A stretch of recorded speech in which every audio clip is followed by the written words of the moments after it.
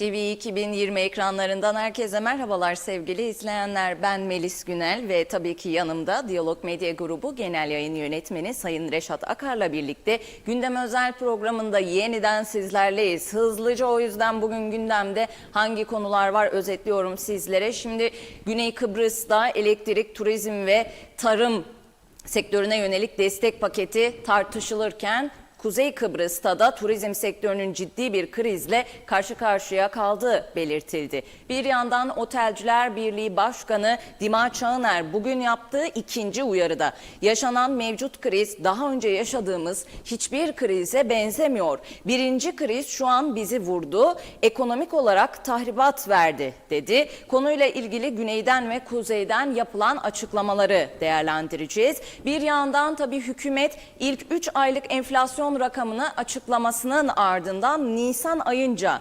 maaşlara artış yapılması için yasa tasarısı hazırlayıp meclise gönderirken bir yandan da sendikalar buna tepki gösterdi ve genel grev uyarısında bulundu. Hükümetin bu uyarı sonrasında nasıl bir tavır izleyeceği ise tabii ki merak konusu. Öte yandan Girne-Çatalköy yolunun yapımında yaşanan sorunlar ve gecikmeler bölge halkının tepkisine yol açarken bugün çalışmaları yerinde izleyen Başbakan Ünal Üstel, yolun Haziran ortasında tamamlanmasının hedeflendiğini açıkladı. Bölge halkını oldukça rahatsız eden bu yol konusunda yapılan röportajlarımız var. Onları da yine ekranlarınıza taşıyacağız. Bir de 17 Mayıs 2025 tarihinde Pınarbaşı'nda meydana gelen ve Rıfat Gezici'nin hayatını kaybetmesiyle sonuçlanan davanın duruşması bugün Girne Kaza Mahkemesi'nde yapıldı ve ölümlü kaza sanığı İbrahim Tımbıl mahkemeye çıkarılırken hayatını kaybeden Gezici'nin annesi polis koridorunu aşarak sanığın üzerine yürüdü. Dolayısıyla mahkeme avlusunda üzücü görüntüler yaşandı. Bir yandan da Cumhurbaşkanı Tufan Erhürman'ın Rum Yönetimi Başkanı Nikos Christodoulos'e yönelik tepkisi bugünkü Rum basınında da geniş bir yer buldu ve Rum basını Christodoulos'in açıklamasını zamansız ve yersiz bulduğunu yazdı. Tüm bunları ve daha fazlasını değerlendirmek üzere sözü Diyalog Medya Grubu Genel Yayın Yönetmeni Sayın Reşat Akar'a bırakıyorum. Reşat Bey merhabalar. Merhabalar Melis Hanım. Herkese hayırlı günler, hayırlı cumalar diyerek başlayalım. Evet, Orta Doğu'daki savaşın yol açtığı ekonomik krizin etkilerini Mart ayı bitmeden daha yoğun bir şekilde hissetmeye başladık. Ama bu sadece biz değil. Dünyanın birçok ülkesinde özellikle petrol, akaryakıt konusunda yaşanan krizleri izliyoruz. Birçok ülke, özellikle Asya ülkeleri bu krizden etkilendikleri için eskisi kadar akaryakıt temini yapamadıkları için ciddi önlemler almaya başladılar. Bazıları karneye bağladı mesela akaryakıt alımını. Götürüyorsun defterini ve ona göre yazıyor. Kısıtlama var yani. Verdiği yakıt miktarına kısıtlama var. Bir taraftan da fiyatlar yükseliyor. Bugün gene işte Brent petrolün fiyatı 110 hatta bir ara 111-112 dolara kadar yükseldi. Peki biz bırakalım, Trump gene basın toplantısı onu dedi bunu dedi. İşte ne zaman bitecek? Yok İsrail savaşacak asker bulamıyormuş. Da aman Allah'ım falanmış. Yok Trump artık kaybettiğini anlamış da falan. Bunları bırakalım. Bunları bırakalım çünkü tabii konuşalım da yani esas bizi ilgilendiren kısımlarını öne çıkaralım diyorum ben. Çünkü Trump önce dedi elektrik santrallarını vuracağım dedi. İran'ın 48 saat süre vermişti. Sonra 5 gün uzattım dedi. Şimdi diyor ki işte ne kadar yalanlarlarsa yalanlasınlar. Bazı İranlılar bizimle görüşüyor ama rejimden korkuyorlar. Anlaşma istiyorlar falan diyor. 12 gün daha uzattım diyor.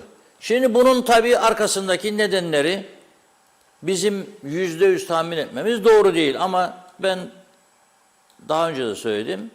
Trump bir şekilde sinir uçlarıyla oynuyor İranlıların. Yani içten içe onların ayaklanmalarını bekliyor. Çünkü çok ciddi sıkıntılar var İran'da. Çok önemli isimler hayatını kaybetti. Büyük bir kriz var. Ama bunun yanında bu savaş tabii ki bütün dünyayı etkiliyor. Özellikle de Körfez ülkelerini. Her gün konuştuğumuz Dubai mesela, işte Birleşik Arap Emirlikleri drone gönderiyorlar, infilak ettiriyor havada. Düşen parçalar 2 kişinin hayatına mal oluyor. Ekonomi çok ciddi zararlar görüyor. Turizm bitmiş vaziyette. Uçaklar durmuş.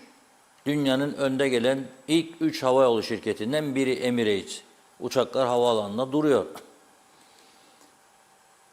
Diğer ülkeler de öyle. Katar, Kuveyt, Suudi Arabistan tümü etkilenmiş vaziyette. Türkiye'de bugün Sayın Cevdet Yılmaz'ın konuşmasını dinledim. Bu savaşın etkilerinden söz etti o da. Canlı verdi Türkiye televizyonları. Özellikle tarım sektöründe de bazı sıkıntıların yaşandığına dikkat çekti. Bu daha savaşın ilk ayı. Ve hiçbir şey ilk bir hafta 10 gün hiçbir konu şiddetli bir etki yapmaz. Yavaş yavaş, kademe kademe gider. Mesela bizim otelcilerimiz bayram arifesinde bir açıklama yaptı. Otelciler Birliği Başkanı Dima Çağner. İkinciyi de bugün yaptı. Çünkü baktı ki bayramda biraz doluluk vardı diye bir daha hafif bir şey. Ama şimdi bayram bitti. Durumun ciddiyeti ortaya çıktı. Oteller boş. Çok az müşteri var. Bu sadece otelleri veya turizmle uğraşanları değil, bütün yan sektörleri olumsuz bir şekilde etkilemeye başladı. Ve daha dediğim gibi Mart bitmedi yani. İlk ay. Bu Nisan'da kendisini daha güçlü bir şekilde hissettirecek. Belli yani. Şimdi bunları konuşmamız lazım. Dün buradan çağrı yapmıştım ekonomik örgütler. Yani beklersiniz hükümet bir karar alsın da siz de oturduğunuz yerde değilsiniz. Orası öyle de ama burası da böyle de, yok böyle bir şey. Devreye girmeniz lazım. Bakın Güney Kıbrıs'ta tektir. Tek çatı altındadır. Ticaret ve sanayi tek çatı altındadır. Tabii onlar küçücüktür, ufacık, yani tanınmamış, etkisiz, güçsüz falan bile öyle şey, yani IQ'leri düşük insanlardır. Tek şey çatı altında. Paraları da yoktur zavallıların. 2 bina tutacak yani bayrakları çeksin bir tane. Biz tabii çok zengin. Brunei'den gelir paralar, altın kaplamalı arabalar var falan. Onun için 2 ayrı bina. Ticaret odası, sanayi odası. Ayrı odalarda esnaf sanatçılar odası var. Ne bileyim işte iş adamları derneği var. Genç iş adamları derneği var. İş kadınları derneği var. Var oğlu var. Sonuç sıfıra sıfır elde sıfır. Etkinlik sıfıra sıfır elde sıfır. Şimdi Güney Kıbrıs'ta bu tek çatı altında olan ticaret ve sanayi odası bugün bir açıklama yaptı. Dün Christodoulidis'in 8 maddelik ekonomik paketini burada konuşmuştuk değil mi? Neydi? Elektrikte uygulanan KDV oranını %9'dan 4'e çekti. %5 indirim sağladı. %9 KDV koyardı. 4 alacağım dedi. Belirli bir süre için tabii. Şimdi bu devletin gelirlerinin bir miktar azalması demektir. Ama adam diyor öte taraftan benim bütçe fazlalığım var zaten, param var diyor yani. Onun için ben bunu buradan karşılayacağım diyor. Güzel. Hayvancıya, çiftçiye de %15 ben vereceğim diyor aldığı bütün ürünler, malzeme için. Mesela yem aldı, gübre aldı, ilaç aldı. 100 bin lira verdi, 15 binini ben ödeyeceğim. Bu da güzel. Üçüncü konu, ülke ekonomisinin lokomotifi olan turizmde otel çalışanlarına Nisan ayı için, önümüzdeki ay, çünkü esas bu dibe vuruş Nisan'da kendini hissettirecek, maaşlarının %30'unu ben vereceğim. Yani bir otelde çalışan bir garson 100.000 Türk lirası alırsa karşılığında euro, yani bu 100.000 TL'nin 30.000'ini devlet ödeyecek. Sanayi ve Ticaret Odası, şimdi güneydeki, diyor ki bu önlemler ilk bakışta güzel ve yarar sağlayacak diyor. Ama diyor bizim bütün gelir kalemlerimiz içinde en önemlisi turizmdir diyor. Çünkü turizm bütün yan sektörlerde besliyor. İthalatçılar, yerli üretim, zepsesini, meyvesini kime satacak? Rum çiftçiler. Kime satacak seracılar? Domatesini, biberini, patlıcanı, maydanozu, salatalığı, kavun, karpuz çıkacak şimdi. Kime satacak? Et, süt, yumurta, balık, yerli ürün. Bal, zeytinyağı, yerli ürün. Bunların pazarlanması lazım. Aksi halde elde kalacak. Bütün sektörleri hemen hemen etkileyici bir olaydır. Diyor ki siz, diyor, hem çalışanlara Nisan ayında %30'unu maaşın ödeyeceksiniz, güzel. Uçak şirketlerini teşvik edeceksiniz, teşvik vereceksiniz, daha ucuz yolcu taşımacı yapsın ki Kıbrıs'ı seçsinler. Ama diyor yetersizdir diyor ve çağrı yapıyor Rum hükümetine. Siz, diyor, söylediğiniz, diyor, Kıbrıs güvenli bir yerdir, savaşın dışındadır. Ama bunu daha yüksek sesle duyurmanız lazım. Yani dışta güçlü tanıtım yapmanız lazım. Bu son derece önemlidir. Biz yapabiliyor muyuz dışta güçlü bir tanıtım? Gördünüz mü, var mı bir tane? Yapıyormuş yani Rum yönetimi, daha güçlü yap diyor. Yani şu anda Rum yönetimi Kıbrıs'ın güvenli olduğuna dair bir kampanyayı başlatmış durumda. Bu Ticaret ve Sanayi Odası diyor ki daha da bunu artır diyor, daha güçlü ses tonuyla ver diyor. Ve daha yay. Bizim var mı? Bizim için çok daha kolay aslında. Bizim Türkiye'dir pazarımız. Bizim pazarımız Türkiye'dir. %85 Türkiye. Orada Kuzey Kıbrıs güvenilir ülke, bahar geldi, ne güzel falan, var mı böyle bir şey? Yok. Bu da dağınıklığın bir sonucu.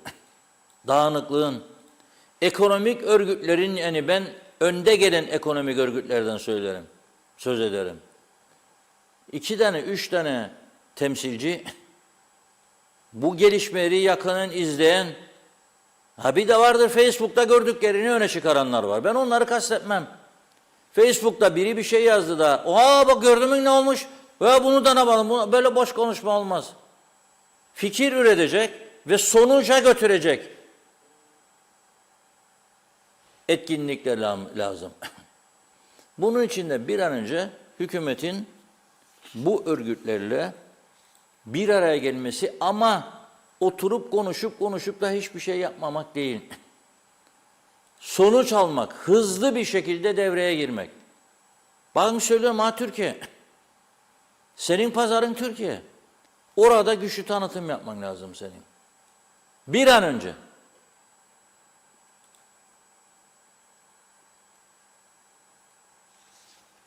Nitekim geliyorum Dima Çağlaner'e, Otelciler Birliği Başkanı'na.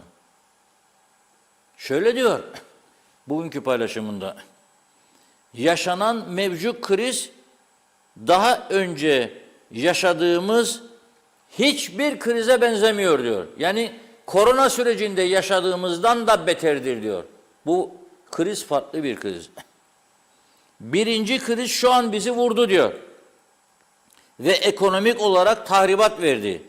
Yani geliyor değil bu kriz diyor. Geldi kardeşim diyor, geldi. Ama diyor biz sadece diyor daha bunun diyor etkisini tam olarak hissetmedik. Çünkü maaşlar Allah razı olsun hükümetten bugün emekleri ödemiş. Pazartesi günden tüm çalışanlar ödeyecek. Bu ay için böyle. Gelecek aya Allah kerim amin. Daha pahalılık ve ekonomik daralma tam hissedilmediği için fikir yürütecek moral ve zamanımız vardır diye düşünüyoruz diyor. Hatta protesto eylem yapma hayallerimiz bile var.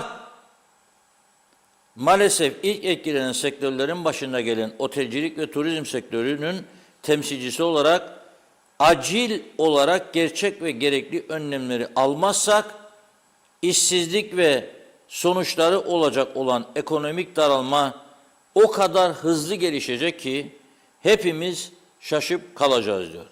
Bu bir uyarıdır diyor Otelciler Birliği Başkanı. Gerçek durumu anlamak ve alınabilecek önlemleri almak başta iktidarın, sonra muhalefetin ve ekonomik örgütlerin, tüm sivil toplum kuruluşlarının görevidir. Topyekün birlikte hareket etmek zorundayız. Kaç gündür ben bu çağrı yapıyorum burada? Kaç gündür? Bugün eski maliyeci ve sendikacılığı vardı zannederim. Mustafa Batural Bey'in bir paylaşımını gördüm sosyal medyadan küçük. Biraz hem memnun oldum rakamları verdi, siyasi partilere yapılan yardım, hem üzüldüm çünkü diyor ki neden bunu kimse konuşmuyor diyor. Ben burada dilimde tüy bitti, dinlemiyorsa Mustafa Bey bizi bilmiyorum, dinlesin bundan sonra. Ben devamlı söylüyorum burada, en azından bizi her gün dinleyen 100.000'in üzerinde insan vardır. Bunu atmazsan söylemiyorum. İnşallah TÜRSAT başladır bu izlemeleri, değerlendirmeleri ve açıklar. Kemer sıkmak isterseniz diyorum burada kaç zamandır siyasi partilere hele bu savaşta durdurun yardımı diyorum. Çılgınlıktır yaptığınız. Örtülüleri kaldırın diyorum. Bütün resmi hizmet araçlarını durdurun diyorum. Polis, itfaiye, ambulans, sağlık hariç durdurun diye buradan çağrı yapıyorum. Diğerlerinin işi yoktur. Gerçekten yoktur. İnanın bana yoktur. Ha araba veya motosiklet istersen posta dairesine ver ama kontrollü ver. Kaç kilometrede gitti, kaç kilometrede geldi, nerelere mektup dağıttı bil. Denetleme yani bunu. Eğer adamı varsa karayollarında çukurları dolduracak, kapatacak, ver. Bakın şimdi Gönyeri çemberinden hareket ederken Girne'ye başladı çukurlar. Sözde yamaladılar orasını. Bilmeyen insanlara verirsiniz ya bu işleri yapsın. Teknolojik olarak yetersiz, kapasite vermez. Orayı kapattınız tam yılbaşı arifesinde. 2 ay, 3 ay kapandı orası. Tehlikeli bir yol oldu. Döktünüz böyle bir 40 metre, 30 metre, 50 metre bir şey. Şimdi çukurlar oluşmaya başladı orada. Yağmur yağınca gitti. Çünkü senin kullandığın ham madde tamam değildir, teknolojin tamam değildir. Gene inat ediyorsunuz. Bununla yaparık abi, gideriz abi. Yok be abi gidemiyorsunuz ha. Yani bilmeyen bir insan bu işi yapamaz. Şimdi annem ne güzel moliye yapardı. O yaparsa ben de yaparım abi. Hadi yap moliye göreyim seni yapabilirsen bakayım. Nasıl yapacaksın? Benim mangalda kebap pişirmem gibi. Ben mangal işini bilmem. Yani ateşten çekinirim, koç burcuyum. Ateşten yakında duramam. Sıcak sevmem. Bir defa beni zorladılar mangal yapaymışım evde. Dedim pişman olacaksınız. Yok zorladılar beni gerçekten. Tamam dedim. Koydum meğer kömürü az koymuşum. Etler pişmez üzerinde kömür yok. Yetmez. Sonra ne oldu? Etler çıktı fırına girdi. Budur. Ha ne kadar beceriksiz adamsın. Evet beceriksizim. Yapamam mangal işini yapamam. Zaten sevmem de açık da söyleyeyim. Merak salsaydım belki yapardım ama sevmiyorum. Şimdi ben nasıl yani bilmeyen adama sen yol vereceksin yapsın. Kime verdiyse alır. Karayolları mı yaptı? İhale mi? İhalesiz mi? Başladı. Bu olmaz böyle. Ve bu kriz sürecinde bu arabaları sizin tamamen durdurmanız lazım. Soruyorum cevap alamadım. Bir cevap versin Özdemir Berova Bey ya da müsteşarı ya da başka bir bakan. Aylık devletin harcadığı akaryakıt gideri nedir be kardeşim? Ben bir vatandaş olarak bunu öğrenme hakkına sahibim. Ama muhalefete de kızgınım. Sormuyorlar bu soruyu mecliste. Dediydim de dediydin, gittiydin de geldiydin, yok benim de öyle diyor. Gidiyorsunuz zamanı geldi falan. Bırak bunu. Soru sor kendine. Sen ayda kaç para akaryakıt harcaması yapıyorsun devlet olarak? Sen akaryakıtın dışında kaç para tamirat parası veriyorsun? Bakın normal bir araba devletin değil özelin olsa 10 bin liraya tamir edeceğiniz bir arıza bir arabayı devletin oldu mu 30-40 binden aşağı fatura çıkmaz size. Neden? Çünkü zamanında ödemezler. Adamlar der ben bunları bekleyeceğim 6 ay para alayım. Yüklet de korkma der. Devlettir kaldırır der. Devlet baba demiş deniz yemeyen domuz. Aynen böyle. Abi kardeşim kaç para siz ayda akaryakıt gideri, kaç para tamirat, tadilat parası veriyorsun? Aylık ruhsat sigorta yaptırmak zorundasın arabanı. Kaç para ödüyorsun? Bunları bir ortaya koyalım önce alt alta. Ve açıkladınız tasarruf yapacaksınız diye. Kaç para tasarruf yaptınız? Onu da görelim. Hiçbir şey yok. Mustafa Baturap Bey de diyor ki 370 kusur milyon partilere 600 kusur bin TL milletvekili başına ödüyorlarmış. Yahu diyorum bu büyük kriz öncesinde Brunei'den gelirdi paralar, hatta uçaktan atarlardı. Buraya paraşütten atar gibi gelirdi, torbalar düşerdi. Anladım o zaman verirdiniz. Şimdi düşmüyor bu torbalar. Geçemiyor İran'ın üstünden gelsin Brunei'nin uçakları. Olmaz yani bekleyelim bakalım ne olacak. Olacağı söylüyorum sana işte işsizlik patlaması olacak. Fakirlik patlaması olacak. Bellidir. Ya şimdi moral bozalım diye konuşmuyoruz ya burada. Bugün birkaç esnafa yolladık. Bir arkadaşımızı dayak yiyordu. Ne konuşuyor demiş, bir şey daha görürsünüz demiş. Bir taksi işletmecisi bizim arkadaşının önünü kesmiş. Söyle Reşat Bey ya söylesin. Turist yok gidip bırakın Ercan'dan alacağı turist yok. Larnaka'ya gider gelirlermiş. Oradan da turist gelmiyor diyor. Bu bütün sektörleri etkilemeye başladı. Yani sen bu krizi en az zararla kapatmak için büyük bir şansa sahipsin. Neden? Bir, ülke küçük. Küçük toplumlarda daha kısa sürede daha etkili önlemler alabilirsin. İki, senin yanında 100 milyonluk Türkiye var, ana vatan. Her türlü yardımı yapıyor. Savunma giderin sıfır, savunma giderin yok. Ne askerlerin yemek parasını ödüyorsun, ne kıyafet parası, ne silah alıyorsun. Hiçbir şey. Türkiye ödüyor bunları. Senin avantajın var. Denizden arıtma 1,5 euroya tonu arıtıp su verme yerine Türkiye'den daha ucuza su alıyorsun. Ama senin giderlerin elektrik var.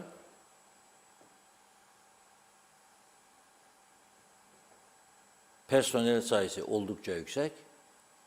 Dünyanın en pahalı akaryakıtıyla üretim yapıyorsun. Peki bu akaryakıtta artışlar olurken Kıptek neden bugüne kadar yapması gereken zammı yapmadı? Sizce? Burada bir kurnazlık var değil mi? Enflasyon hesaplaması meselesi var. Ama gelecek hafta hiç kaçar yoktur bu işin. Elektriğe zam gelecek. Ben zamlı tarifeye de fazla değinmeyeceğim. Olmaması iyidir tabii. Olursa da çok zarar görecek zordaki şirketler özellikle. Biz de zarar görecek burada. 5'ten 6 tane dev lamba yanar bizim başımızda. Elektrik çeker. 240 bin lira Şubat ayı elektrik parası. Hepimiz zor çekeceğiz. Fakat bu yakıtı bulup bulmayacağını bilmiyorum ben. Bu yakıtı bulup bulmayacağını hiçbirimiz bilmiyoruz. 2 hafta sonra, 3 hafta sonra bu yakıt bize gelebilecek mi, bulabilecekler mi hiçbirimiz bilmiyoruz. Esas tehlike buradadır. Onun için ben aman böyle korku falan vermek istemem ve daima moralimi yüksek tutmak isterim. Ve zorluklarda da savaşmasını seven bir insanım. Hayatım boyunca savaştım. Halkın da böyle olmasından yanayım ve iyi şeyler söylemek isterim. Ama tedbir olarak da söylüyorum, buradaki arkadaşlara söylüyorum. Bol tarafından mum bulundurun evinizde. Mum en azından. Tüp gazınız varsa boş dolu tutun. Ne olacağını bilmiyoruz. Kestirmek çok zor. Bunu ben söylemiyorum sadece. Görüyorum bütün tablolar başladı. Hangi ülke ne yapıyor. Biz tamamen bu kadar da korkmaya da bir şey olmaz. Olmaz. İlaç stoklarının olması lazım. İlaç stoğu yapması lazım devletin acilen, çünkü zaten birçok ilaç yoktur. Yoktur. Gerekirse bir kargo uçağı kiralayıp bir Avrupa ülkesinden eksik ilaçları doldurup getirip depolaması lazım. Bunun için de para lazım. Ve sen 370 milyon siyasi partilere yardım veremek demokrasinin gereğidir. Evet, anladık, siyasi partiler demokrasi, ama zaten siyasi partiler bu devlet yardımıyla ayakta duramaz ya zaten. Mecburdurlar, gezecekler gene piyango, seçim isterler şimdi, değil mi? Yani gidip piyango satmayacaklar mı iş adamlarına, ayakta kalanlara tabii. Yapacaklar bunu. Mecburdurlar. Ve bir de biz bu krizin içerisinde seçimi konuşuyoruz. Onunla söyleyeyim size. En geç Ekim olacak yani bu seçim. Çünkü yüksek yerlere de gitti, tartışıldı. Sonunda Eylül ayı konuşuluyor da karma oy kaldırılırsa mecliste Ekim'de yerel seçimlerle birlikte yapılması öngörülüyor. Benim bildiğim bu. Bu kadar derdin içinde bir seçime gidecek. İşimiz çok zor. İşimiz çok zor. Bu açıdan baktığımda ben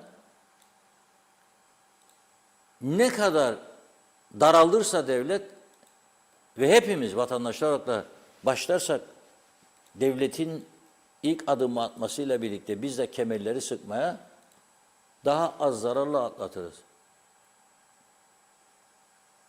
Gümbür gümbür Türkiye'den reklamların yapılması lazım. Kuzey Kıbrıs. Çünkü görüyorum Yunan adalarının korkunç reklamı yapılıyor Türkiye'de. Sosyal medyada özellikle korkunç. Adam diyor 45 liraya diyor, işte 1,5 saatte Yunan adasındasın. Hangi limandan gidilir onların detaylarını verirler. Çeşme'den mi, Kuşadası'ndan mı, Bodrum'dan mı, Ayvalık'tan mı? Veriyorlar. Ayvalık'tan hangi Yunan adasına, kaç saatte, kaç para? Fiyatlar ucuz. Fiyatlar ucuz. Bakın otelciler bunu söylüyor ama ben de Dima Bey'e söyleyeyim. Fiyatları da kontrol edin lütfen. Tamam, yani devletin örgütleri alması örgütler, ama siz de otellerinizde fiyatları kontrol edin.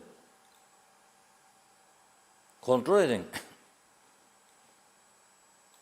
Bazı şeyler Rum tarafının çok üstündedir. Yani bunu gördüm, bilerek söylüyorum. Ucuzlatmak lazım burayı her açıdan. Kar oranlarını düşüreceksiniz mecburen bir süre için herkes ve ayakta durmaya çalışacak. Aksi halde evet ciddi işsizlik. Peki şimdi hükümet de seçim girecek ya, enflasyon yüksek çıkmasın diye akaryakıda yapması gereken zammı yapmıyor. Bu 4 lira değil daha son geçen gün. Normal yapılması beklenen, planlanan 8 ile 10 lira arasıydı.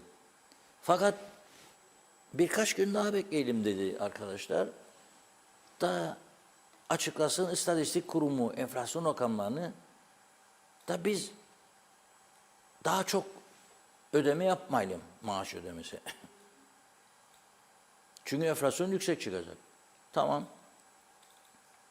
Hazırlıklarını yaptılar. Büyük bir ihtimalle pazartesi ya salı İstatistik Kurumu açıklayacak enflasyon rakamlarını. Hükümet de diyecek ki bu oranda maaşlara artış yapıyorum. Ben geçen hafta bunu çok eleştirdim. Nisan ayı en ateşli ay olacak diye. Adam burada, işin içinde. Sadece turizmci değildir. Aynı zamanda üniversitesi var, eğitimcidir. Aynı zamanda gemi işletmeciliği yapar, feribot. Aynı zamanda kargo taşımacılığı var.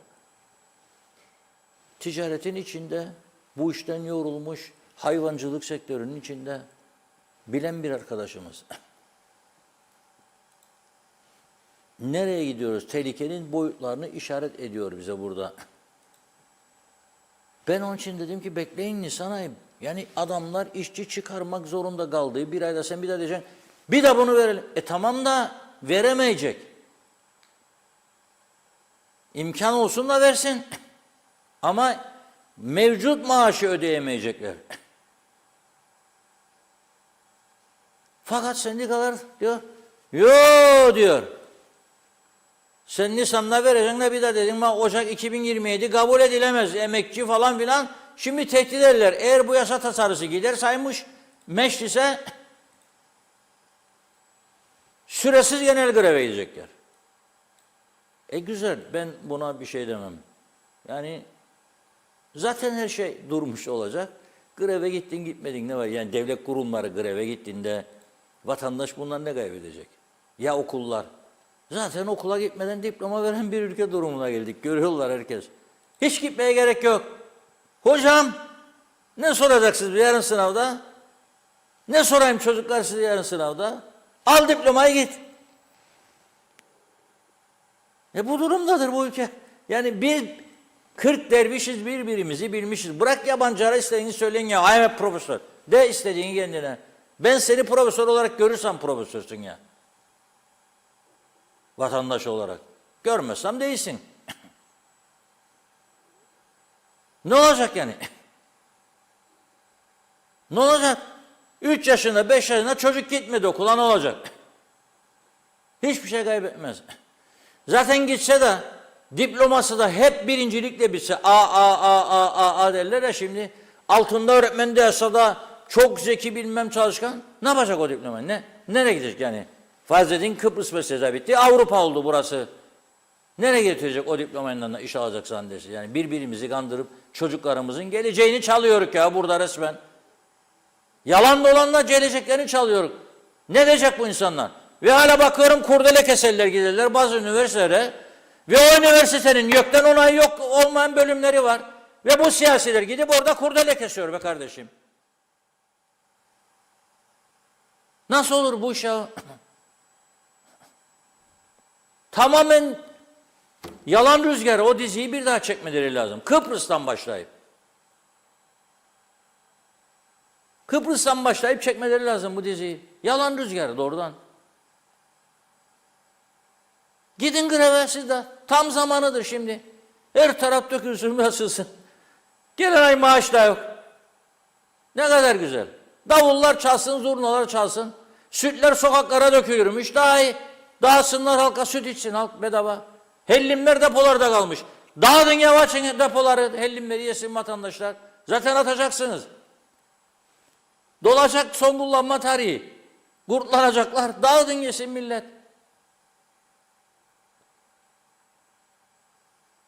Bunu o bir taraftaki adam görür, onun için bizimle oynar o bir arkadaş. Yoksa bizden daha akıllı değil ya. Ama görür oynar, iyi oynar rolünü o da. Durum mu merkezde? Üzgünüm ama bizim görevimiz gördüklerimizi söylemek, uyarmak. Yani yalan dünyasının içinde ne olacak ya? Yani getirin bana bir tane Bentley gireyim arka koltuğuna oturayım. Uzun bir tane araba.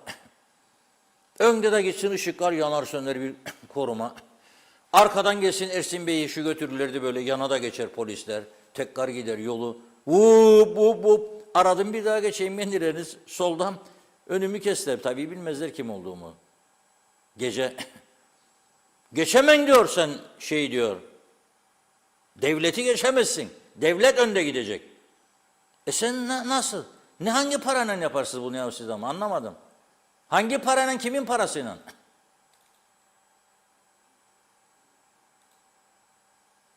Yapmayın bunu Allah aşkına. Bütün devlet araçlarını durduracaksınız. Ersin Tatar Bey Maliye Bakanı olduğu günden beri söylüyorum bunu. Başbakan oldu gene durdurmadı. Maliye Bakanı iken durdurmadı. Başbakan durdurmadı. Cumhurbaşkanı oldu durdurmadı. Hala söylüyorum bugün.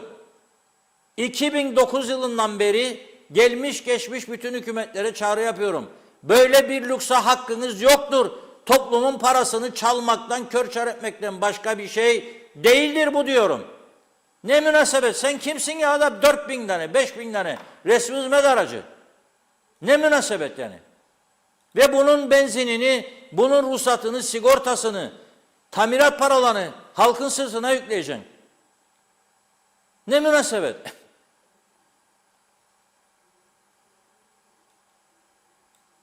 Bunları durdurmaları lazım. Çok geç kaldılar. Bu saatten sonra nereye yarar diyeceksiniz? Ben de bilmiyorum. Ama söylemek zorundayım. Evet Melis Hanım, başlayalım. Evet, başlayalım. Öncelikle bazı yorumlara atlayabilirim diyorum izleyicilerimize. Teknik bir sıkıntı nedeniyle beni affetsinler şimdiden. Bilerek okumadım sanmasınlar diyorum. Ve hemen bakıyorum. Oya CL iyi yayın dileklerini iletti. İngiltere'den bizlere Bülent Karakaşlı, yine öyle Şerife Turgay, Derya Reşat Bey, iyi akşamlar, iyi yayınlar. Hüseyin Noroğlu, Aynur Yüzügüler, Mehmet Ali Özdemir Tatlısu'dan selamlarını iletti. Ahmet Karlıtaş, Osman Rakibet, hayırlı cumalar, güzel bir yayın olsun. Cemal Önderol, Cebriye Kuşçu, Reşat Bey, Melis Hanım iyi akşamlar, iyi yayınlar dediler. Erdal Yarkın, Cuma akşamından sevgi ve saygılarımla iyi yayınlar dilerim Melis Hanım, Reşat Bey. Ferah Koroğlu yine iyi yayın dileklerini iletti. Aytaç iyi yayın dileklerini iletti ve dedi ki denetim istiyoruz Reşat Bey. Denetim olmazsa hiçbir şey düzelmez. İsmet Sancar, hayırlı iyi akşamlar, harikasınız dedi bizlere. Tahir İbrahim yine iyi yayın dileklerini iletti. Ali Dereseven, Reşat Bey tekrar soruyorum. Hristodilides Cumhuriyete katılmak için çağrı yapıyor. Cumhuriyeti savunan ve Rum'la iç içe yaşayabilirik diyenlerden herhangi bir katılım oldu mu? Olmadıysa nerede bu Rum sevdalıları? Şimdi niye bu çağrıya cevap vermiyorlar? Niye sessiz kalmayı tercih ediyorlar? Demek ki bunların amacı Rum'a katılmak değil, Kuzey Kıbrıs Türk Cumhuriyeti'ni yok etmektir. Şenol Tatlıcıoğlu yine iyi yayın dileklerini iletti. Bizlere Mehmet İnancı hep yalnız bırakmadı bizi, hoş vakitler dedi.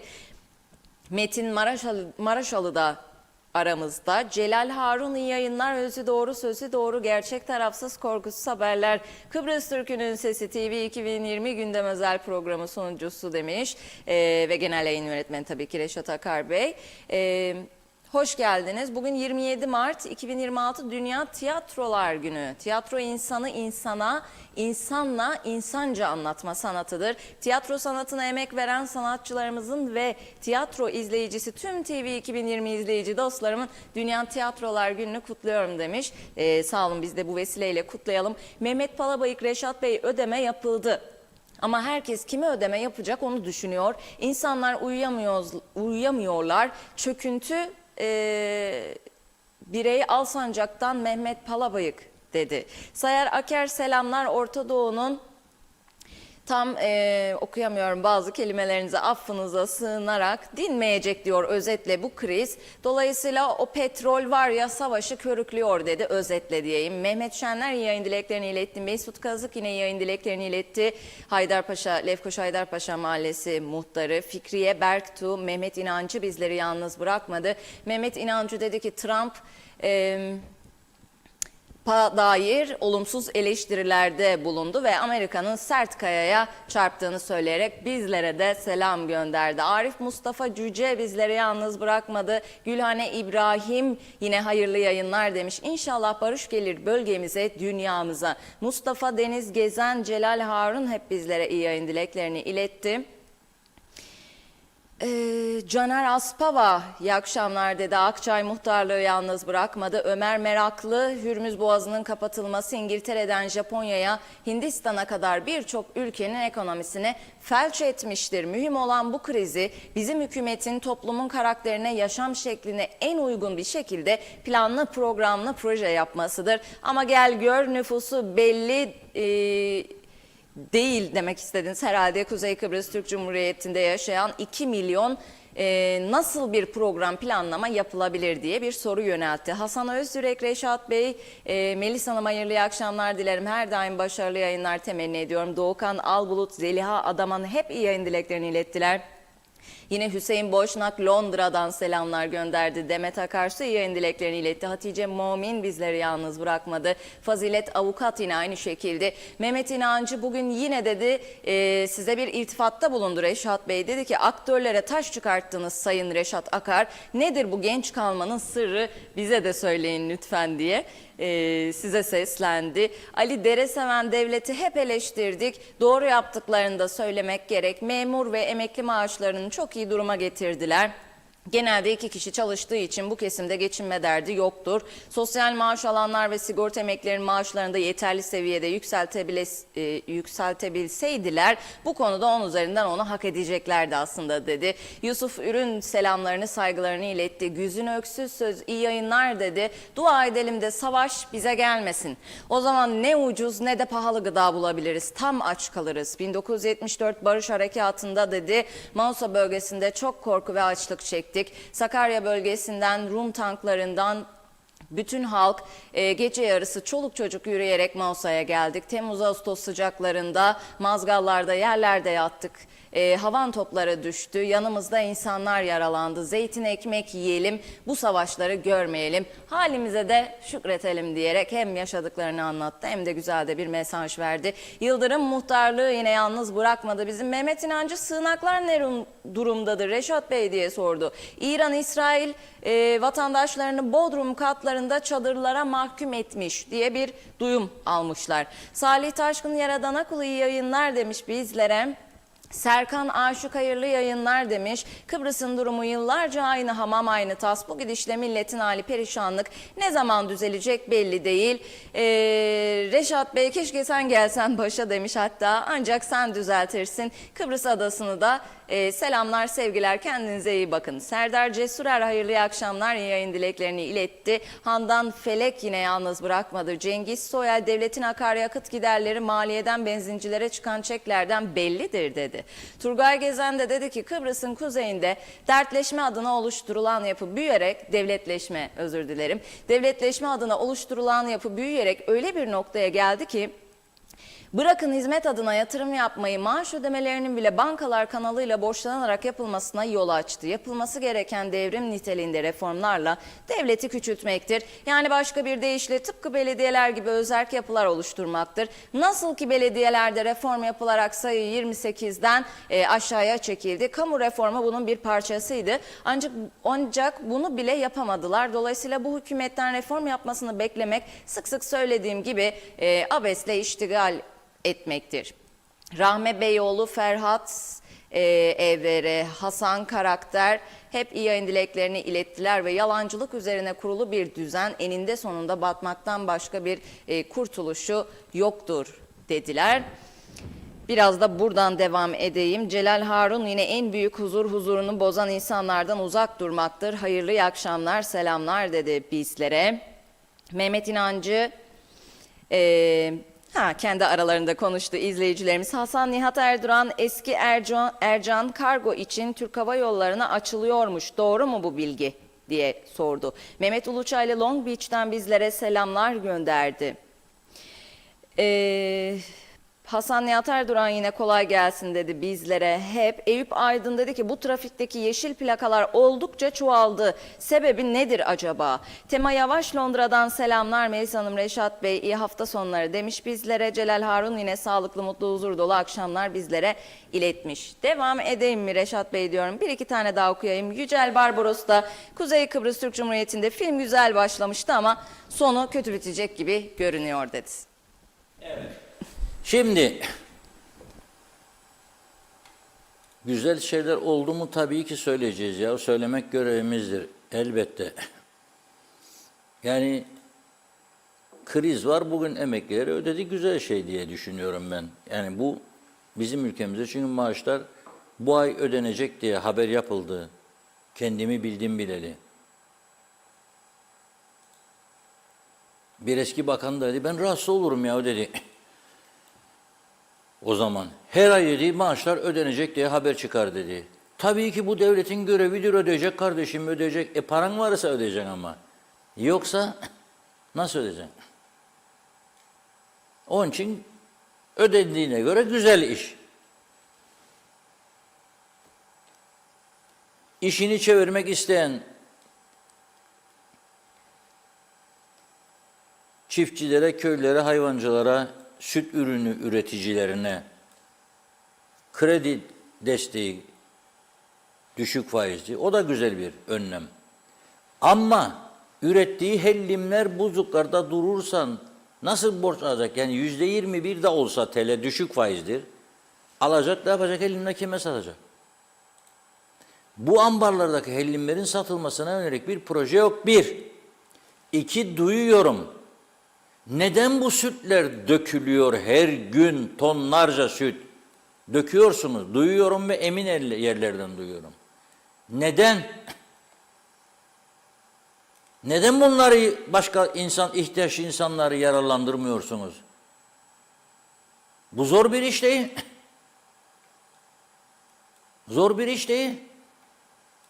Her gün her bakanlıktan 5 tane gönüllü bayan bulursunuz. Gider oraya, kazanları kurar, döker sütleri, kaynadır, çocuklara birer bardak verir, pişirir, dakar önlüğü yapar. Boştu, çok daire var. İş olmayan çok dairemiz var. Boş oturuyor insanlar. Hem can sıkıntısından kurtulurlar. Böyle bir teklif yapsanız ben eminim her daireden, her bakanlıktan 5 değil 15 bulacaksınız. Gidin 3-5 tane tüccardan da alın bir 150 torba pirinç, sütlaç yapın çocuklara verin. Aman çaresizlikte kaldı, ne yapacak? Dökün sütleri ama biri duymasın. Olur mu ya? Dök sütleri, biri duymasın. Duyuyoruz işte. Yapmayın. İkinci büyük şey, ya bunda gücenme olmasın yani. Milletvekili olan adamları illa bakan yapacaksınız. Ve halen seçime gidecek. Şimdi gene değiştirmiyorlar yasayı. Kapatın bu yolu, siz de rahatlayın, halk da rahatlasın, biz de rahatlayalım diyorum. Dinlemezler. Milletvekillerine kapatmadığınız için bu yolu. Bakın bugün OBP içinde 4 tane 5 tane milletvekili var. Herkes isimlerini bilir. Bakan olmadıkları için partilerine karşı savaş verirler. Orada burada aleyhlerinde konuşurlar. Hatta cesaret bulup sosyal medyada paylaşım yapıyorlar. Neden bakan olmalılar diye. Kabineyi değişiyorum, bakan yapıyorum. Siz desin yapsın. Duracak bu iş. Bu defa çıkanlar, kaybedenler başlayacak. Bundan kurtulmanın yolu ve uzmanlaşmak lazım. Teknik adamları getirmeniz lazım bakanlığa. Forever için 5 tane bakan bile çoktur. Yok 10 tane koyuyorsun. 5 tane bakan çoktur. Yapacak işiniz yok. Yani Türkiye'deki Ulaştırma Bakanı kaç yüz tane uçağı, gemiyi ve kaç yüz bin kilometrelik yolu kontrol eder, ondan sorumludur. Ve kaç milyon mektuptan sorumludur. Senin burada kaç kilometreden sorumludur Ulaştırma Bakanı ya? Uçağın yok bir daha. Gemin de yok. Postan dairen durmuş, motosikleti yok. Yol yapamayız durumda karayolları. Yollardaki trafik levhalarının önünü ağaçlar kapatmış. O dallarını ağacın kesecek adamınız yok.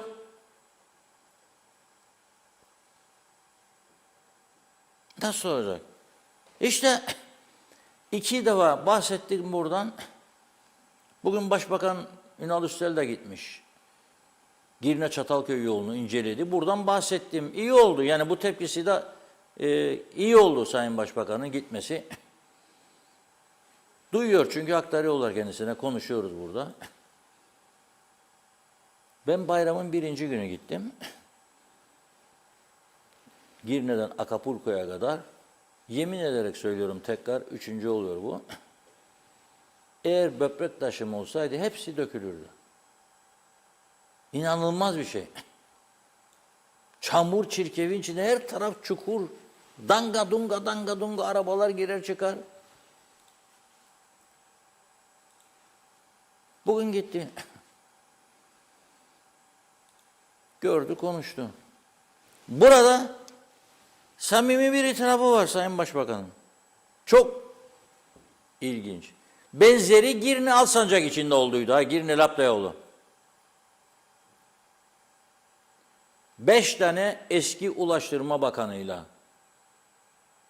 bu konuyu konuştuk, sorduk, cevap aldık geçmişte. 5 tane farklı Ulaştırma Bakanı. Türkiye getirdi parayı, durur Ekçilik'te dedik 66 milyon. O zaman. Çekecekleri bu parayı uyarıyor sizi, bir proje verin. Proje veremiyorsunuz. Proje veriyorsunuz, start veremiyorsunuz. 5'inin de söylediği, bakın 5'inin de ismini verebilirim ama onlar bilir. Hep bana söyledikleri, vallahi işte karar verdik tabii proje de hazır. 2 tane istimlak sorunu var, o insanları ikna edemiyoruz ya, evlerini istimlak edecek de falan. Hep bana söyledikleri bu. Siz hiçbir şey yapamazsınız bu ülkede. Ne oturursunuz o koltuklarda? Kimi kandırırsınız yani? 2 istimlak meselesi yapamazsınız. Şimdi burada da elektrik meselesi. Bakın çok önemli ama. Bu KKTC'nin neden ilerleyemediğini, neden çakıldığını, neden ülkenin bu kadar harap duruma geldiğini anlamak için çok güzel bir örnek var burada şimdi. Diyor ki Sayın Başbakan, bu yol için ilk olarak diyor 2012'de ihaleye çıkıldı. Aradan kaç sene geçti? 14 sene. 2 kilometre değildir bu yapacakları yol. Bak 14 sene geçti aradan, iyi dinleyin. Ve 2 kilometrelik yol yapamışlar. Adamlar Türkiye'de günde 200 kilometre yaparlar yol. Ya o gidip geliyorsun oraya. Neden bizim burada ihaleye çıkılmaz? Neden bizim burada? O ayrı bir dert. Ya ben olsam utana sıkıla gider Adana Belediye Başkanı'ndan şeye de gitmem yani Cevdet Yılmaz Bey'e de gitmem. Mersin, Alanya, Adana, Antalya belediye başkanı derim. Ya gelin bizim 2 kilometrelik bir yol, dökün biz asfalta gidin. Bir hayır dua koyalım size. Bir de teşekkür edelim. Bir de plaket verelim size yaldızlı. Biter de bu yol. Neymiş sebep?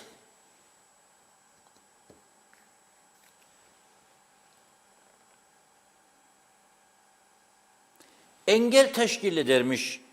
Elektrik direklerinin yer değiştirmesi lazımmış. Elektrik kurumu dediydi Erhan Bey 40 milyon TL istemiş. Ben bu durumda nereden bulacağım dedi. Şimdi bugün de diyor Sayın Başbakan söz verdi o parayı bulacak. İnşallah maşallah bulur. Da çalışma yaparlarmış. Hava şartlarının düzelmesiyle birlikte asfaltlama başlayacakmış. Ve ondan sonra inşallah Haziran sonu Temmuz'da bitecekmiş. Bu düzgün yeridir ya.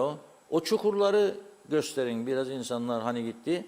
Neyse Ömer gitti bugün. Havada, karada, denizde o bölge insanıyla röportajlar da yaptı. İzleyelim. Yaklaşık bir yıl oluyor burada Çatalköy yolunda. Evet 8 ay bir çalışma başladı. Evet, doğru. Ancak bazı mağduriyetler yaşıyorsunuz burada bölge esnafı olarak. Nelerdir bu süreçte neler yaşadınız? Şimdi önce şöyle bir başlayayım Çatalköy'ün durumundan şöyle kısaca bir anlatayım.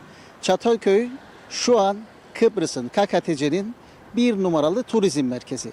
Ama şöyle baktığınız zaman yola burada biri gelse dese ki burada turizm var, bir 10 tane otel var. Kimse inanmayacak yani. Durum ortada. Şimdi buradaki mağduriyetler nedir? Esnafı düşünmeden, halkı düşünmeden, bir koordinasyon olmadan yani kurumlar arasında, devletin kurumları arasında hiçbir şekilde birbirinden bağlantılı bir durum yok. Bunun sebebi de en büyük sebebi yıllarca Kıbrıs'taki, KKTC'deki siyasi bir durum. Herkes kendi siyasi durumunu düşündüğü için Bu yollar veya diğer bütün işler bu şekilde yürüyor. Bizim buradaki en büyük sıkıntımız gördüğünüz gibi trafik akışının düzenini bilmesi için yapılan bu yolda uzatılması hiç gereksiz bir şekilde bir uzatma durumu var. Başkanımız Sayın Ceyhun Kırok çok büyük bir emek sarf ediyor. Neredeyse 24 saat bu iş için uğraşıyor. Ben birçok toplantılarda bulundum şahsen ve benim gördüğüm kadarıyla Sayın Ulaştırma Bakanımız Erhan Arıtlı gerçekten o da çok büyük bir yardımı dokundu buraya. Çok parasını da ödedi. Her şey ödenmiştir. Yalnız Kıptek'le bir anlaşmazlık durumu var. Zannederim o da artık çözülüyor anladığım kadarıyla. İnşallah halkımız güzel bir yola kavuşur burada ve biz de mağdur olmaktan kurtuluruz. Müşterilerimizin burada gelememe durumu oldu bir. Arabaları, bütün aksamlar mahvoldu gitti. Yani bir sürü sorun var. Bak şu an sulanıyor burası. Toz, toprak, neredeyse her gün eczaneyi temizliyoruz ama yine toz aynı şekilde devam ediyor. Kazalar oldu birkaç defa buracıkta. Yani baya bir sorun var. Yani bizim en büyük sorunumuz aslında hizmetin düzgün yapılabilmesi. Basit bir şeydir. Bir memleketi idare etmek çok basittir. Yani yeter ki bu siyasi şeyi ortadan bir kaldırsınlar ya. Bir KKTC bir yükselsin ya. Yani bütün amacımız o. Bu bürokrasiyi kaldırın ya. Küçücük bir ada be burası. Çok küçük bir ada. Çok kolay bir şeydir bu. Diyorsunuz ki iş bu kadar uzamamalı. Uzamamalı. Vizyon sahibi insanların bu işin başına geçmesi lazım. Vizyon çok önemli. Avrupa'ya, Kıbrıs Türk'ü çok gelişti, büyüdü. Dünyaya açıldı. İnsanlar gidiyor, başka ülkeleri görüyor. Orada yapılanları görüyor. Çok basit şeyler bunlar. Yani şimdi elektrik direkleri çekiliyor. Ya buna bile gerek yok bana sorarsanız. Ben birçok gittiğim ülkelerde gördüğüm yollarda gayet güzel fosforlu çizgiler var. Bunları da kullanabilirsiniz. Güneşimiz neredeyse yılın 365 günü güneş var. Koy güneş enerjili lambaları. Hiç gerek yok. Yani abartmaya gerek yok. Biz her şeyi abartarak yapıyoruz.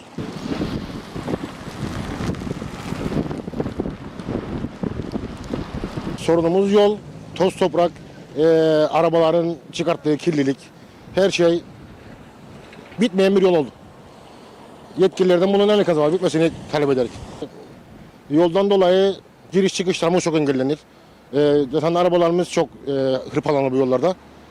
Yani yağmur yağdığında her taraftan çamur dükkanımızın önüne kadar gelir.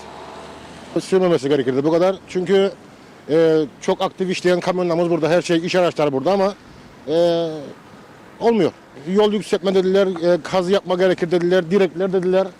Nihayet gönülleri oldu geldiler çekiyorlar. İnşallah en yakın zamanda elektrik kurumu çeker de bu yol biter. Yani direklermiş sorun olan, elektrik kurumuymuş. İnşallah olur. Çok engel oldu bize. Giriş çıkışlarımızda topraklar koydular buralara. İş araçları geldi, dükkana giremediler, biz çıkamadık. Birçok müşteri gelmedi, içeri giremedi. Yolun karşısında bıraktı, bu tarafa geldi ama bir şekilde idare ettik. Beklentiniz nedir? Beklentimiz en kısa sürede elektrik kurumu direkleri olsun ve bu iş bitsin.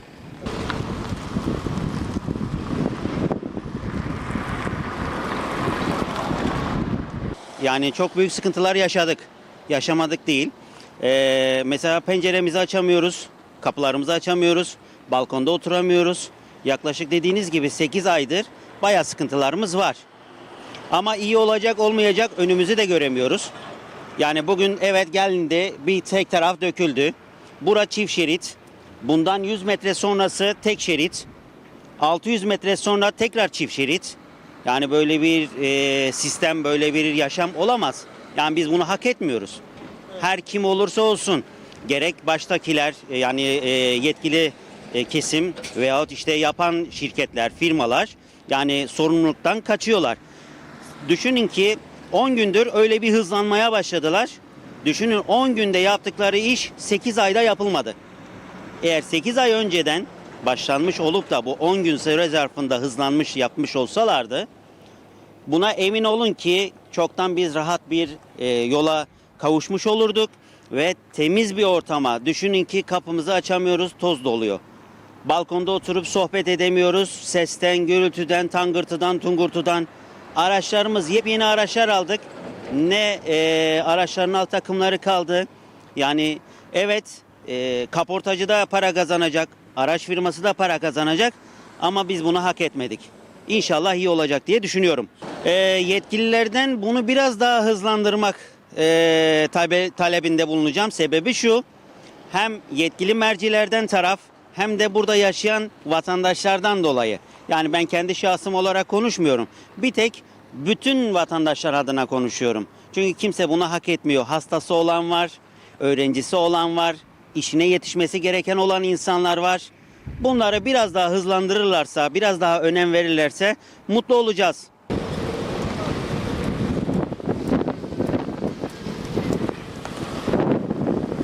Araçlarım hep mahvoldu yollardan dolayı.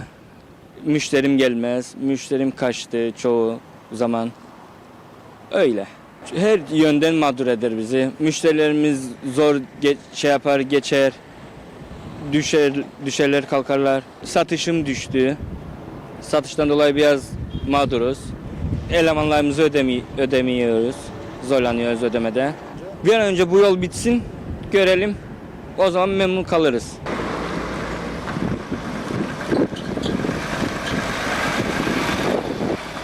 Şimdi bu bir gereklilikti başta. Çünkü artık bu yol kaldırmıyordu kapasite itibarıyla ama plansız bir başlangıç yapıldığını geldiğimiz noktada öğrenmiş olduk.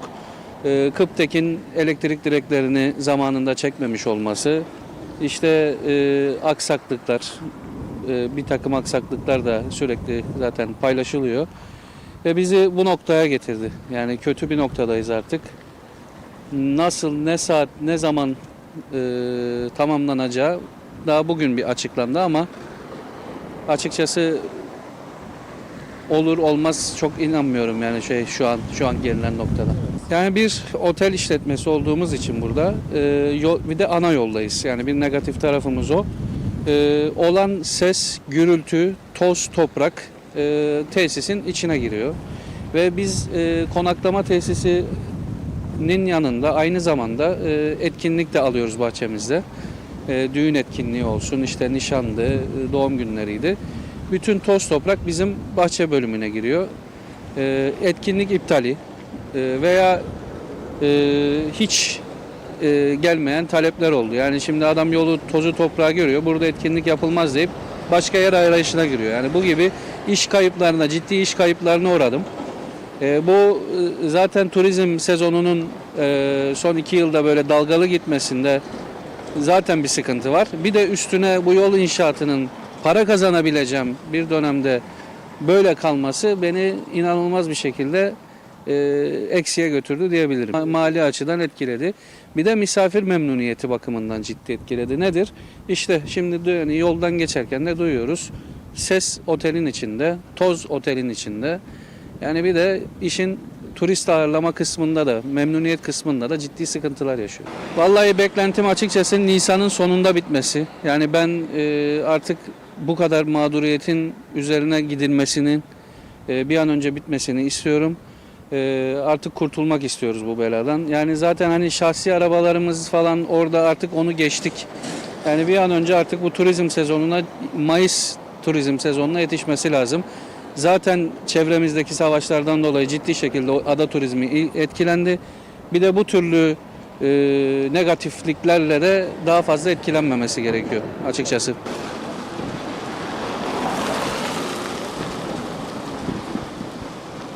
Müşteri potansiyelimize ciddi bir düşüş oldu. Müşterilerin buraya gelmek istememesi sürekli gündemde. Yani bunları bize gelip sağ olsun müşterilerimiz de bu yol çok berbat, zar zor geldik şeklinde şikayet duyarık.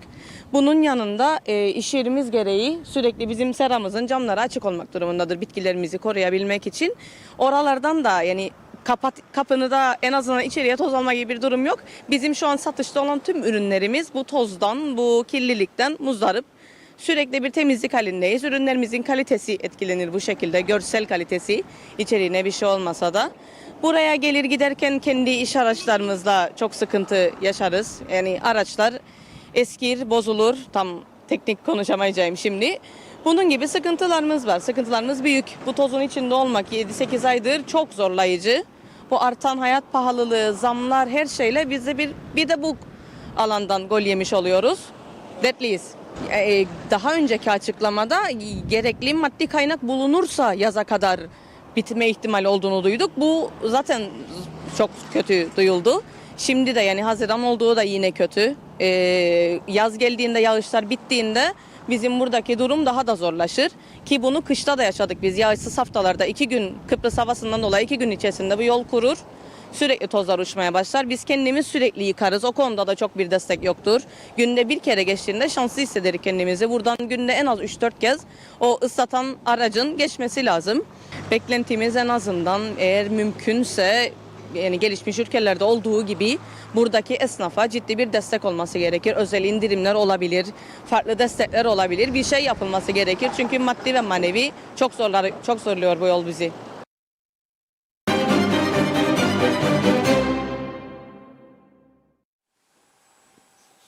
Olacak o kadar. Öyle bir tiyatro vardı biliyorsunuz değil mi? Zararlar olacak kişisel, oradaki bir yığın iş yeri var. Oteller, turistik tesisler var, lokantalar var. Gördüğünüz gibi çiçekçiler var, marketler var.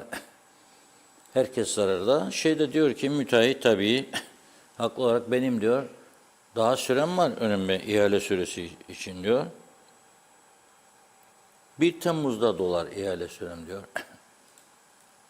Ama Haziran'da bitireceğiz diyor. İnşallah bitirir. Çünkü bu hava koşullarına da bağlı. Bu saatten sonra bitirebilmesi. Benim bildiğim hafta sonu gene yağış var önümüzde.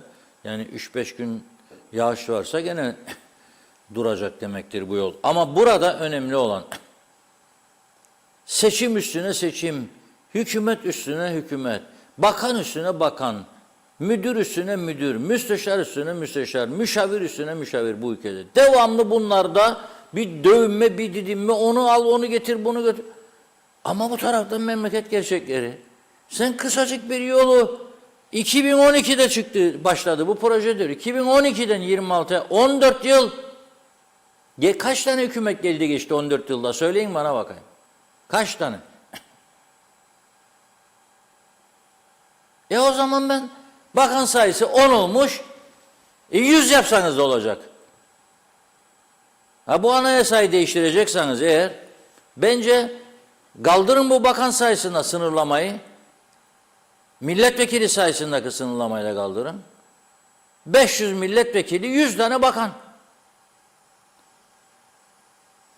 Öyle. Her sene 100 bakan değişir. 100 tane olur. Öteki meclise gider, öteki 100'ü getirirsiniz. O gider, öteki 100'ü getirirsiniz. Böylelikle herkes kırmızı pasaport sahibi olur. VIP'den geçer gider, VIP'den gelir.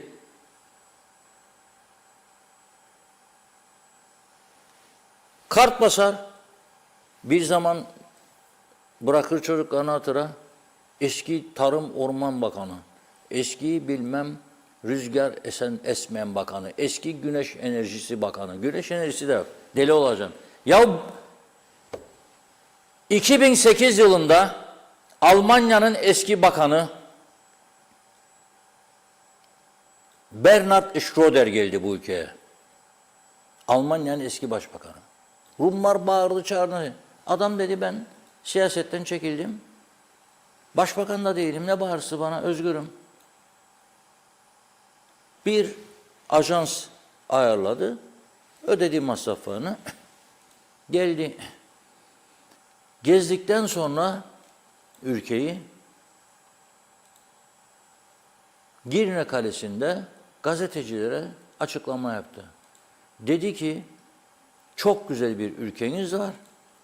Yıl 365 gün güneş var burada öğrendim. Geldiğim günden beri her gün güneşli bir hava var. Yazıktır size dedi. Mazot kullanarak elektrik üretirsiniz. Hem zehirlenirsiniz hem masrafı çok. Size gönüllü olarak biz destek verelim. Güneş enerjisinde dünyanın önde gelen bir ülkesiyiz. Gelin Almanya, görünüz, bilgi alınız ve uygulayınız. 2008. Ne oldu? Orada kaldı. Niyet yok çünkü. Niyet yok. Ne uğraşacağım ya da kafamı da yoracağım bu işine ne? Otur 3-5 gün bakanlık yap. Akşama hangi meyhanedik? Tamamdır.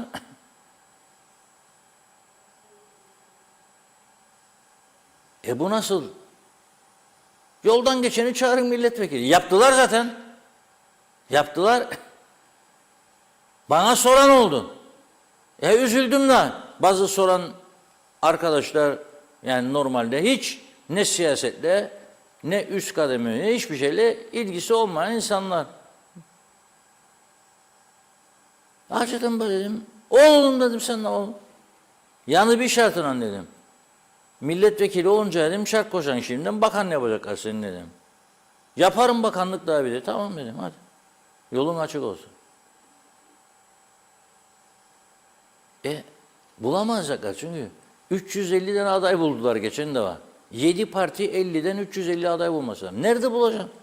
Milletvekilliği gerçekten anlamına uygun milletvekilliği yapabilecek 350 kişi bulabilir misiniz ya bu ülkede? Bulursun çünkü profesör çok, doçent çok. Bak eğitimli adamları aldık. Hadi koy. Hadi koy. Yapsın yolları. Hadi koy elektriği geliştirsin güneş enerjisi. Yok. Ya bırakın onu. Yakın çevremden duyarım. Güneş enerjisi ister adamlar kursun. 2 milyon, 3 milyon dolar yatırım yapacak. Bıyık bükerler. Yok oradan izin, yok buradan izin, yok o karşıdır, yok bu karşı değildir. Yok bilmem güç merkezi trafo kaldırmaz. Yok bilmem ne. Hadi gidin işinize. Bakın Rumlar bugün bir karar açıkladı. Rum tarafında elektrik kurumu, AİK'tir kısa adı. Resmidir. Telefon dairesi, SİTA, resmidir. Ama ikisi de profesyonel adamlar tarafından yönetilir. İkisi de kârdadır. Ve şimdi dünkü Rum Bakanlar Kurulu toplantısında Perşembe günü SİTA'ya, daha doğrusu meclis toplantısına özür dilerim, hükümet götürmüş meclise oylama yapıldı ve oy çokluğuyla bu telefon dairesine ki 5G'yi 5 sene önce getirdi güneye, 5 sene önce 5G getirdi güneye, elektrik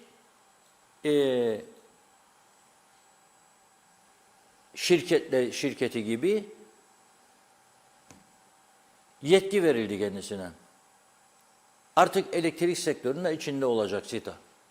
Şimdi Rum gazeteciye soruyor. Rakip mi olacak ikisi birbirine yani devletin iki kuruluşu? Yoksa işbirliği mi yapacak? Rakip olacaklar. Rekabet yapacaklar. Ama tekrar ediyorum yönetimcileri siyasi partilerin rozetini taşıyan adamlar değildir. Uzmanlık alanı olanlardır, bu iş olanlardır. Durum bu merkezde.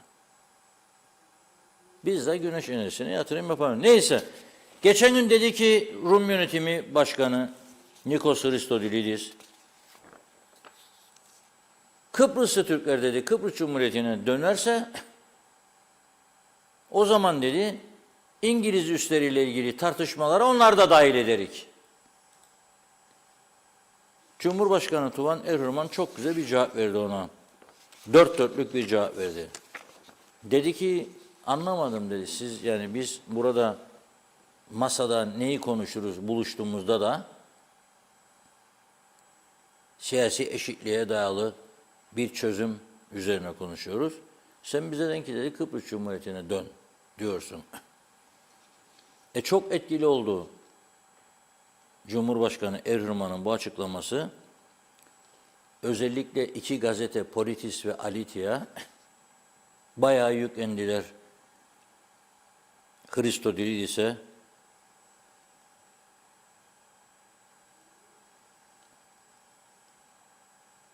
Kıbrıslı Türklerin Kıbrıs Cumhuriyeti'ne dönüşüyle ilgili sözleri diyor Politis gazetesi Christodoulidis'in yersiz ve zamansız.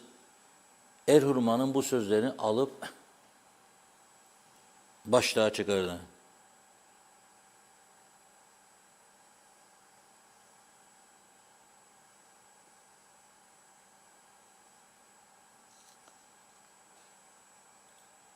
Christodoulidis diyor, sürekli iletişim oyunlarının baskısı altında olmanın getirdiği bir eğilim içindedir diyor. Bunun diyor Rum kesiminin izlediği stratejiyle ilgili ciddi soru işaretlerine yol açtığı görülüyor. Başkan ne istiyor diyor Politis gazetesi. Tam olarak neyi arzu ettiği bilinmiyor diyor. Ali İttihat gazetesi de diyor ki başkanın diyor dikkatsiz açıklamalarına Erhürman tepki gösterdi diyor. Büyük gazetesi en yüksek tirajlı, Güney'in en yüksek tirajlı gazetesi Fileleftoros, Kuzey'in de Diyalog'tu. Fileleftoros kilisenin baskısı altında olduğu için Türklerle ilgili övücü yayın yapamaz zaten. Yani bu prensipleridir. İşte onun için Kıbrıs meselesinde zorluklar yaşanır. Bizim gösterdiğimiz cesareti, çözüm olsun, barış olsun, iki toplum birlikte yaşasın, onlar gösteremez. Bu Fileleftoros. Yani tirajı yüksek ama kontrollü bir yayın organı. Kilise yönetiyor onu. Para verir falan. O Tufan Erhürman yine rahatsız oldu demiş başlığında. Yok, rahatsız olmadı. Senin liderinin yaptığı çelişkileri ortaya koydu sadece. Ve bunu da herkes gördü. Birleşmiş Milletleri de gördü, Avrupa Birliği de gördü. Devam etmek lazım. Yaptığı her yanlışı bunların ne yapmak lazım? Yüzüne vurmak lazım. Başka türlü bu iş düzelmez. Şimdi Girne Kaza Mahkemesi'ne de giderek tamamlayacağız bugün. Kabahatimizi biliyoruz. Geç başladığım için geç bitireceğiz. Ama bunu vermesek olmaz. 17 Mayıs 2025 tarihine neredeyse bir yıl oluyor. Pınarbaşı'nda bir kaza meydana gelmiş ve Rifat Gezici isimli bir şahıs hayatını kaybetmişti. İbrahim Tombul yönetimindeki araç sağa dönüş yaptığı sırada karşı yönden gelen motosiklet sürücüsü gezicinin yolunu kesmiş ve çarpışma sonucu ağır yaralanan gezici kaldırıldığı hastanede yaşamını yitirmişti. Ağlarsa anam ağlar diye bir şarkı vardır birisi, değil mi? Eski bir şarkı ama unutulmuş değil. Ağlarsa anam ağlar, gerisi yalan ağlar. Tabii anne perişan, bir yıl önce evladını kaybetti, genç. Bugün mahkemede duruşma vardı. Ömer Kadiroğlu Girne'deydi zaten. O bize aktardı bu videoyu. Kendisi mi çekti, başka arkadaşından mı aldı bilmiyorum ama gerçekten dramatik, üzüntü verici görüntüleri var. İzleyelim.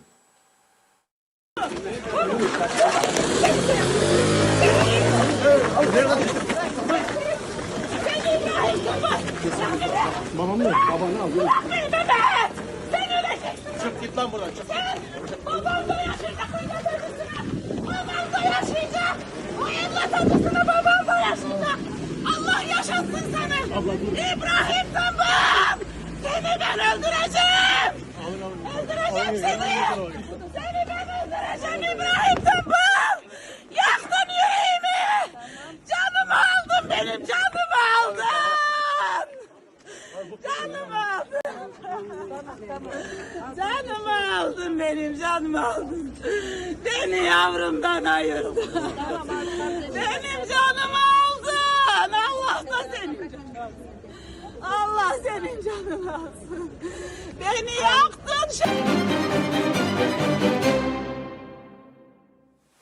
Evet, gördünüz değil mi? Çok üzücü. Anne polis koridorunu yarıp gidip onu tokatlamak istedi. Ama tokatlasa ne olacak? Giden can geri gelmiyor. Bunu biz neye gösterdik bilir misiniz?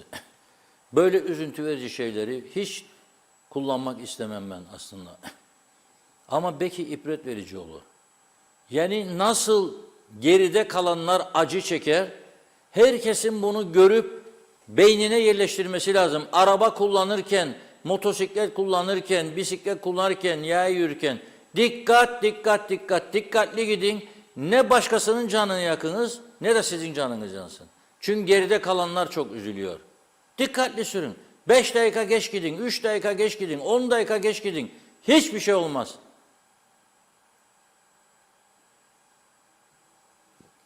İnsanlar böyle yanmasın, perişan olmasın.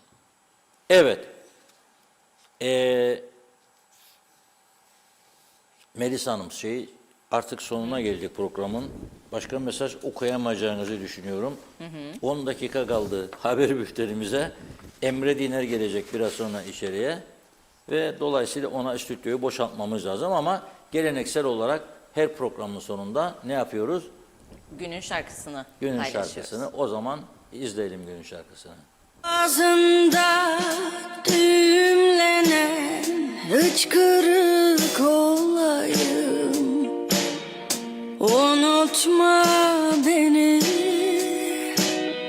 unutama beni.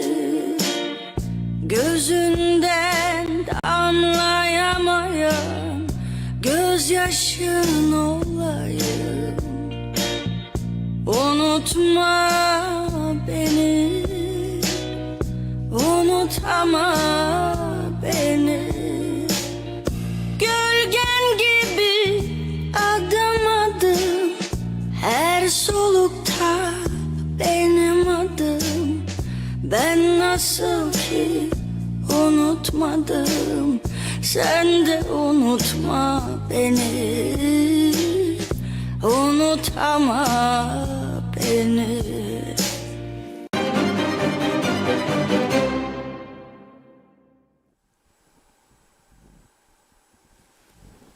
Evet, unutulmaz bir şarkı dinledik değil mi? Unutma beni, unutama beni şarkısı. Gerçekten güzel, sözleri de güzel ve anlamlı. Peki Melisa Hanım, bugün size vereyim bunu. Kime hediye edelim? Bu güzel parçamızı, günün şarkısını Türkan Aşari isimli izleyicimize armağan ediyoruz. Çok güzel. İnşallah beğenir izleyicimiz şarkısını ama güzel şarkı, beğeneceğinden eminim ben yani. Aksi bir şey olmaz. Evet, bugünlük bu kadar. Programımızın sonuna geldik. Melisa Hanım eşlik etti bana. Pazartesi günü inşallah, maşallah güzel haberlerle birlikte oluruz. Evet, yeniden görüşünceye dek sağlıcakla kalın, hoşça kalın.